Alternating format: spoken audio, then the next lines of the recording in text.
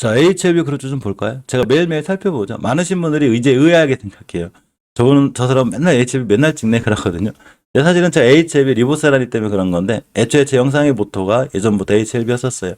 근데 저는 HLB 주가가 뛴다 올라간다 이런 걸 맞추는 사람이 아니죠. 삼성전자가 뛴다 올라간다 못 맞추는 것처럼. 그런데 우리가 주식을 사야 되는 위치가 굉장히 낮고 싸다면 이 회사가 변화가 없다면 그러니까 리보세라립이 변화가 없다는 거예요. 얼마 전에도 리보세라립의 좋은 결과라든가 나오고 있죠. 그래서 제가 믿는 건 사실 리보세라립인데 우리가 삼성전자의 3나노라든가 이런 기술력을 믿다고 해서 8만 원, 9만 원에 사면 안 되듯이 HLB의 리보세라립을 믿는다고 해서 너무 고점에 사지 않는 게 중요해요.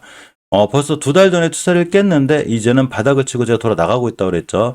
2만 5, 6천 원대를 깨지 않는 게 무조건 중요하고 저런 자리를 깨지 않는 건 제가 아까 알려드렸지만 우리가 안 깨는 게 아니라 매수와 매도의 힘의 균형이 맞아 있는 상태에서 누군가가 2만 5, 6천 원이 되면 여기서 HLB를 주춤해야 되겠다 이렇게 한다는 거죠. 자, HLB의 공매도가 5.56%가 나왔습니다. 엘센 같은 경우 6%대 나왔네요. 그죠? 자, HLB는 주봉에서 여러 가지 볼 거 없어요. 매일 살펴보니까 주봉에서 이번 주 종가상, 이번 주 명절이 시작이 되죠. 그냥 5주선만 잘 지켜주게 되면 되고 만약에 누군가가 이 주식을 신규로 들어간다면 그냥 5주선 근처에서 매수. 아셨죠? 깨면 손절 이렇게 하시면 돼요. 아니면 5주선 근처부터 매수를 해서 2만 5, 6천 원까지 매수해 놓은 다음에 그냥 깨면 손절하시면 돼요. 리보세라립 형부가 변함이 없으면 지금부터 이 친구는 주구장창 다시 올라갈 일만 남았죠. 예전에도 여기서 5선 돌파할 때가 좋다고 그랬고 요차가 좋다고 그랬죠. 지금도 마찬가지로 5주선을 돌파해준 바로 이 자리 여기가 굉장히 중요한 매수 맥점이 될 수 있는 확률이 굉장히 큰 거예요. 일봉은 단지 타점을 잡아주는 거고 우리가 추세를 이해할 때는 반드시 일봉보다는 더 장기적인 지표인 월봉과 주봉을 보는 게 굉장히 중요한 거예요. 자, 엘생을 볼게요. 엘생 같은 경우를 보게 되면 역시나 월봉 위치가 굉장히 낮죠.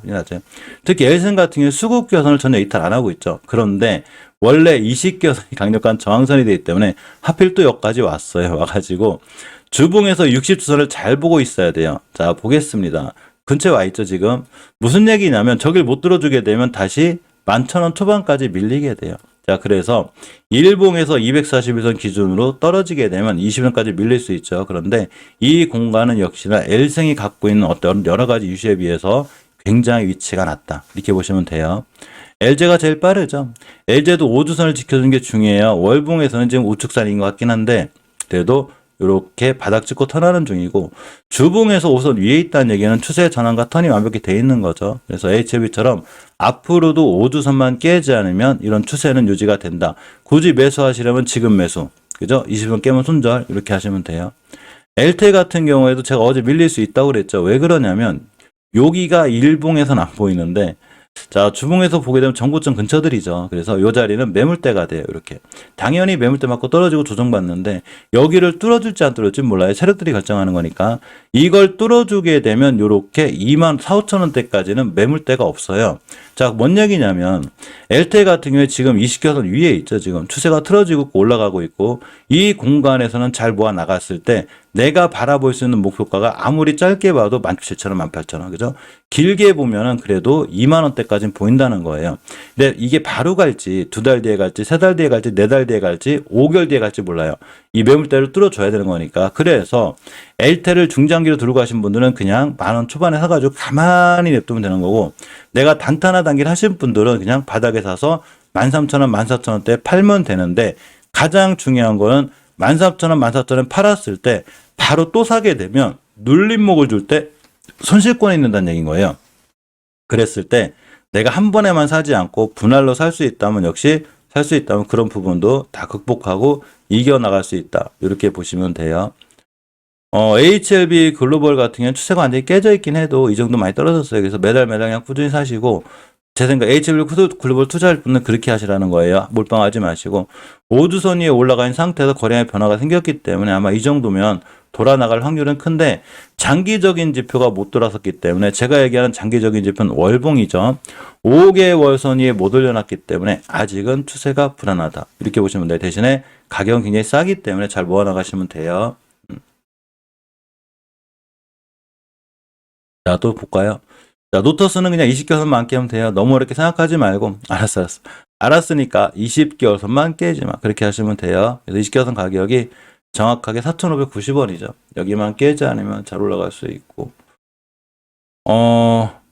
신라젠 같은 경우에 이제 제가 이식해서 뚫을 때까지 보지 말라고 그랬죠. 일봉에서 보시면 어저께 살짝 급등했죠. 요 꼬리 맞고 떨어진 자리가 어디냐면 정확하게 월봉에서 20개선 근처예요. 이거 쉽지 않아요. 그죠? 저 자리 뚫어주는 게 보통 힘든 게 아닌데 요번 주를 기다렸다가 5주선 위에 올려놓고 안착해 놓으면 그때 사시면 돼요. 이해하셨죠?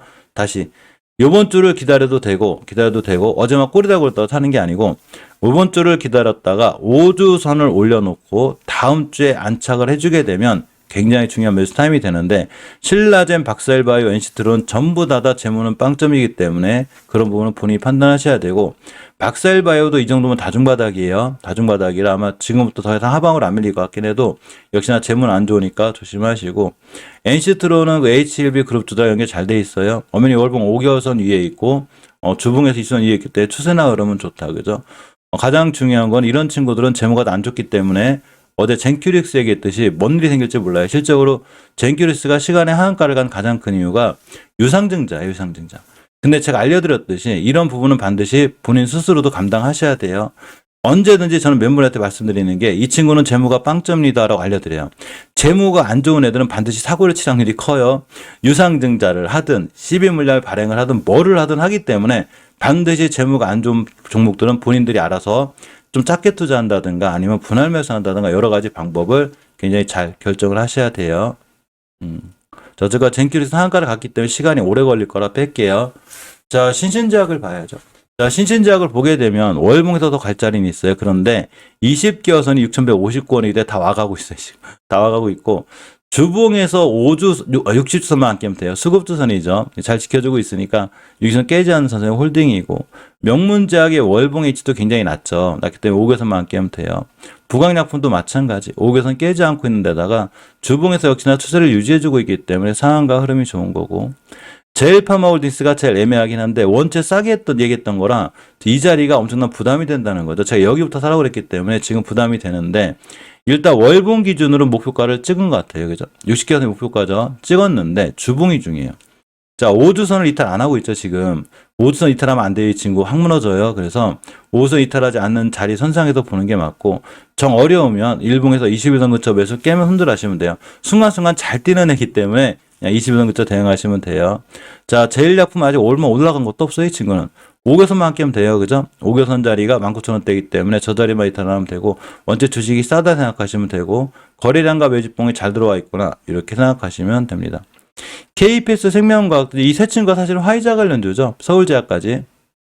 자, 월봉에서 5개월선만 안 깨면 돼요. 엄연히 자리 지켜주고 있고 5개월선을 이탈하지 않으나 KPS 생명과학은 또 뛸 수 있다. 대신에 5개월선 이탈하게 되면 굉장히 밑으로 밀릴 수 있으니까 그 부분을 조심해서 보시고 유나이티드 제약은 박스권 위치가 낮죠. 동구바이오 제약도 엄연히 월봉 기준으로 5개월선 위에 있기 때문에 추세가 유지가 돼 있는 거예요. 그래서 또 뛸 수 있다.